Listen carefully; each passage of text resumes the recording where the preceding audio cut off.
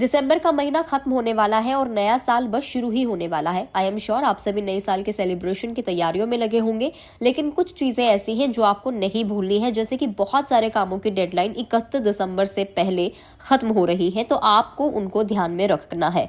कुछ डेडलाइन ऐसी है जिनको अगर आप पूरा नहीं करते हैं 31 दिसंबर से पहले, तो आपको इन्वेस्टमेंट में भी प्रॉब्लम हो सकती है।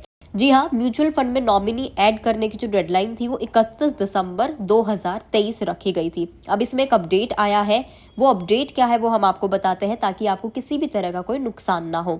तो securities and exchange board of India यानी कि सेबी ने म्यूचुअल फंड इन्वेस्टर्स के लिए नॉमिनी को ऐड करने की डेडलाइन 31 दिसंबर 2023 तय की थी।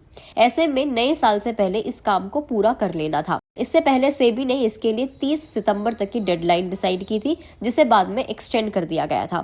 हालांकि अब एक बार फिर से सेबी ने डीमैट और म्यूचुअल फंड अकाउंट होल्डर्स के लिए नॉमिनी ऐड करने की डेडलाइन को बढ़ा दिया है और अब इसको अगले साल 30 जून तक कर दिया गया है। यानी कि 30 जून 2024 तक आप अपने म्यूचुअल फंड्स के अकाउंट्स में या फिर डीमैट के अकाउंट में आप नॉमिनी को ऐड कर सकते हैं। डेडलाइन तक म्यूचुअल फंड नॉमिनेशन पूरा ना करने पर आपका अकाउंट फ्रीज हो सकता है। इसके बाद आप किसी भी तरह का निवेश या पैसों का विड्रॉल नहीं कर पाएंगे। अब आपको ये बताते हैं कि नॉमिनेशन इतना जरूरी क्यों है। तो म्यूचुअल फंड अकाउंट में नॉमिनेशन इसलिए पूरा करना जरूरी है क्योंकि अगर किसी अकाउंट होल्डर की डेथ हो जाती है तो ऐसी कंडीशन में उसके खाते में जमा पैसों को क्लेम करने का जो प्रोसेस है वो बहुत इजी हो जाता है। नॉमिनी आसानी से क्लेम करके उन पैसों को निकाल सकता है। वहीं नॉमिनी ना होने की कंडीशन में प्रोसेस बहुत लंबा हो जाता है। इसीलिए सेबी खाताधारकों को एमएफ अकाउंट में नॉमिनी ऐड करने की सलाह दे रहा है। भारत में कई ऐसे म्यूचुअल फंड निवेशक हैं जिन्होंने अपने खाते में नॉमिनी को ऐड नहीं किया है।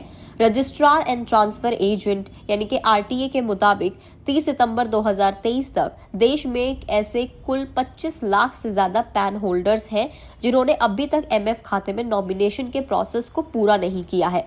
म्यूचुअल फंड में नॉमिनेशन का प्रोसेस को पूरा करने के लिए आप ऑनलाइन और ऑफलाइन दोनों ही प्रक्रिया को अपना सकते हैं। दोनों ही प्रोसेस से आप नॉमिनी को ऐड कर सकते हैं। तो चलिए आपका ये काम भी हम आसान बना देते हैं और आपको बताते हैं कि आप इन दोनों तरीकों से किस तरीके से म्यूचुअल फंड में नॉमिनेशन का जो प्रोसेस है वो पूरा कर सकते हैं। पहले बात ऑनलाइन की। इसके लिए आप अपने म्यूचुअल फंड की ऑफिशियल वेबसाइट पर जाकर पैन, मोबाइल नंबर और ईमेल आईडी दर्ज कर दें। इसके बाद ओटीपी दर्ज कर दें। आगे होम पेज पर सर्विस रिक्वेस्ट पर क्लिक कर दें। नॉमिनी की डिटेल्स पर आप क्लिक कर दें और अपने पोर्टफोलियो के अकॉर्डिंग नॉमिनी अपडेट करने का विकल्प आपको दिखेगा, जहां पर आप नॉमिनी की डिटेल्स डालकर उसे अपडेट कर सकते हैं। इसके बाद आपको सबमिट कर देना है। इस तरीके से आपके जो ये नॉमिनेशन का प्रोसेस है ये पूरा हो जाएगा। अगला है, अगर आप ऑफलाइन कराते हैं तो आप कैसे कराएंगे। तो इसके लिए आपको अपने म्यूचुअल फंड की ऑफिशियल वेबसाइट पर जाकर फॉर्म को डाउनलोड करना है। इस फॉर्म को आप सीधा आरटीए यानी कि रजिस्ट्रार एंड ट्रांसफर एजेंट के पास सबमिट कर दें। इस तरीके से ऑफलाइन तरीके से आप अपने नॉमिनेशन का जो प्रोसेस है वो पूरा कर पाएंगे। ऑल्दो पहले इसकी जो डेडलाइन थी वो 31 दिसंबर थी, लेकिन अब इसको सेबी ने बढ़ा दिया है और इसको 30 जून 2024 कर दिया है। बट स्टिल अगर आप चाहते हैं कि आपका अकाउंट फ्रीज ना हो और आप आगे भी इन्वेस्टमेंट करते रहें, तो आपके लिए प्रोसेस पूरा करना बहुत ज्यादा इंपॉर्टेंट है।